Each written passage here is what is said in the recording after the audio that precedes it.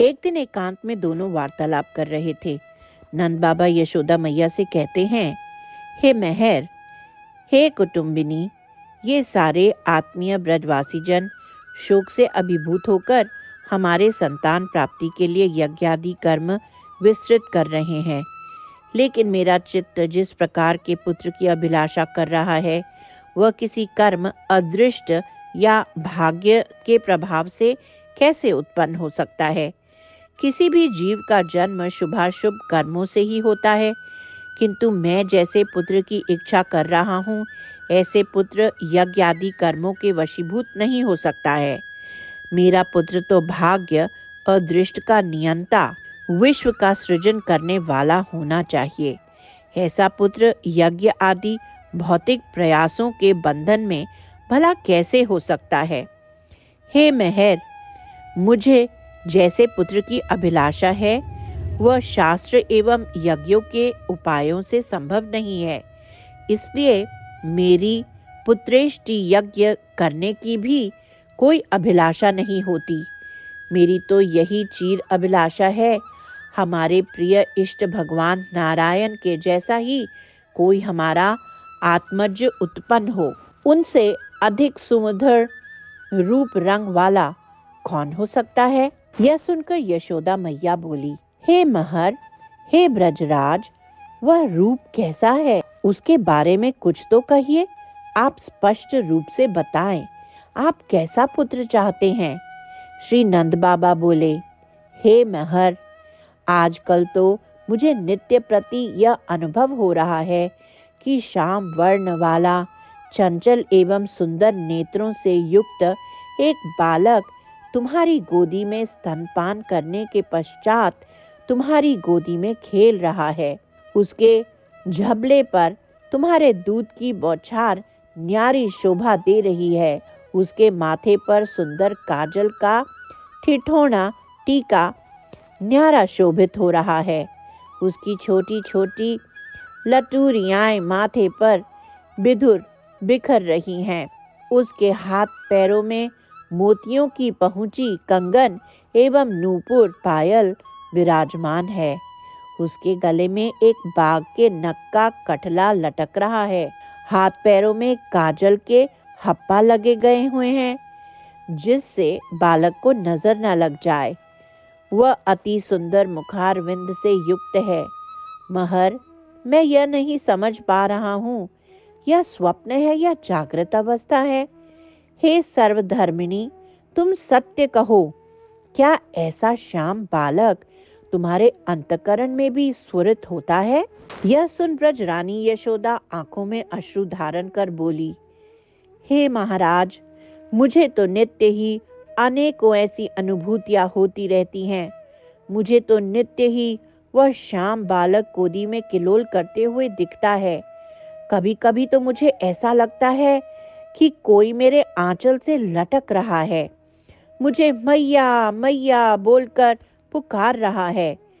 मैं तो बस लज्जा और असंभव मनोरथ होने के कारण ही आपसे इन सब अनुभूतियों को व्यक्त नहीं करती हूँ। मुझे तो अब ऐसा लगता है कि हमें इस असंभव मनोरथ से मुंह मोड़ लेना चाहिए और निवृत्ति मार्ग को अंगीकार करके शेष जीवन वैराग्य पूर्वक व्यतीत करना चाहिए। श्री नंद बाबा बोले, हे महर, मैं भी वैराग्य भाव को ही दृढ़ करना चाह रहा हूँ।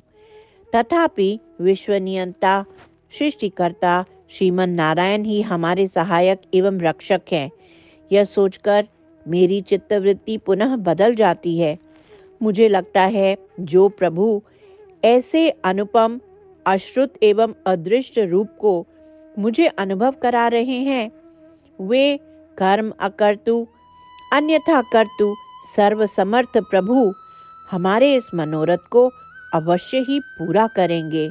यह सुन आशा से युक्त होकर ब्रजरानी यशोदा बोली, हे ब्रजराज, मुझे तो लगता है नारायण को प्रसन्न करने के लिए हमें उनकी पुनः पुनः सेवा करनी चाहिए।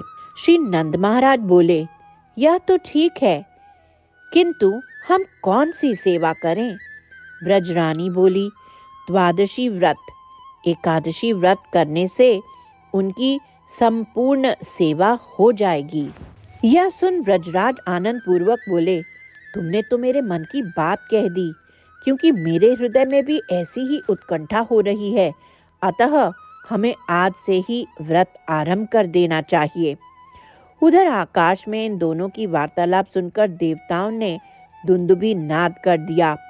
उस दुंदुभी नाद से जगत में और कोई दूसरा शब्द सुनाई नहीं दे रहा था। श्री नंद बाबा एवं यशोदा मैया प्रत्येक द्वादशी व्रत, एकादशी व्रत को दृढ़ता पूर्वक पालन करने लगे।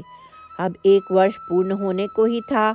उनके पुत्र प्राप्ति की अभिलाषा दिन प्रतिदिन बढ़ती ही जा रही थी। एक दिन देवों के देव श्री नारायण उन दोनों के ही स्वप्न में एक ही साथ प्रकट हुए और बोले, अहो, मेरे प्रति दृढ़ अनुराग वाले नंद एवं यशोदे, तुम शोकाकुल होकर खेद क्यों कर रहे हो? देखो, तुम्हें जो अलसी के पुष्प से भी परम सुंदर सुकुमार बालक के पुत्र रूप की निरंतर स्फूर्ति हो रही है, वह तो तुम दोनों का नित्य पुत्र ही है। वह तो तुम दोनों के अनुगत होकर प्रत्येक काल में अपनी ब्रज भक्ति के प्रचार के लिए तुम दोनों के द्वारा ही जन्म ग्रहण करता है।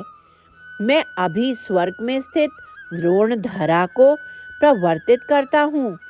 वे तो तुम दोनों के अंश या कला स्वरूप ही हैं।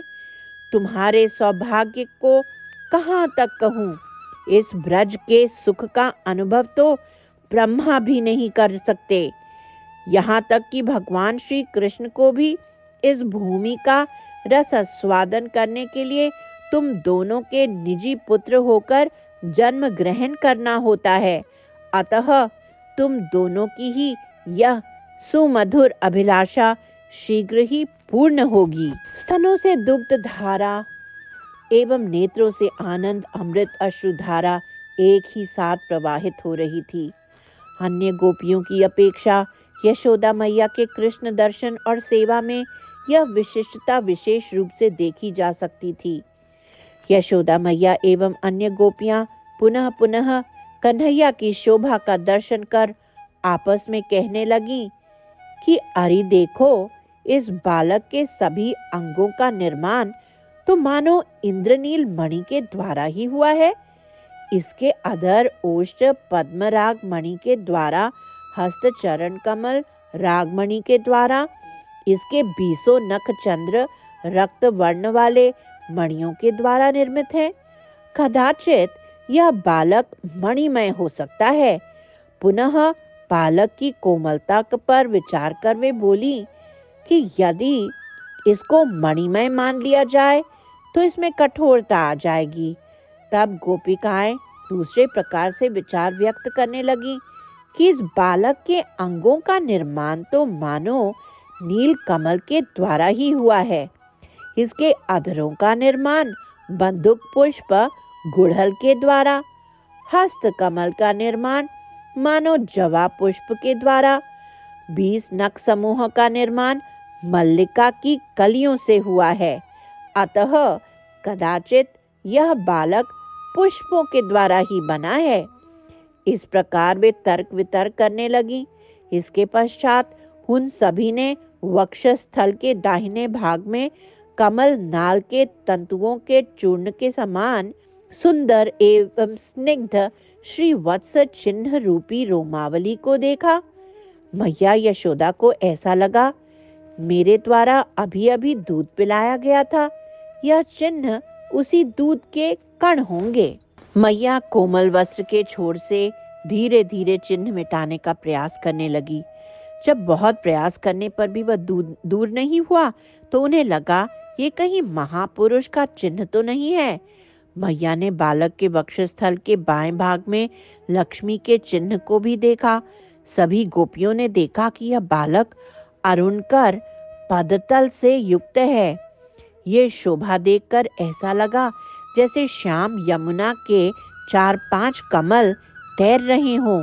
उनके घुंघराली अलके देखकर ऐसा लगा जैसे अनेकों भ्रमर यमुना के कमल दलों का पान कर रहे हैं। नेत्रों को देखकर लगा मानो मूंदे हुए नील कमल हैं। इनके कपोलों को देखकर लगा कि इंद्रनील मणि ने के द्रवीभूत जल से उत्पन्न दो बड़े बड़े बुलबुले हों। कानों को देखकर लगा जैसे तेजोमयी श्यामलता के दो नव पल्लव हों। तिल पुष्प के समान नासिका हो। इसकी चिबुक जामुन के छोटे छोटे दो फलों के समान हो। इस प्रकार से बालक की शोभा को देखकर सभी परम आनंदित हुई।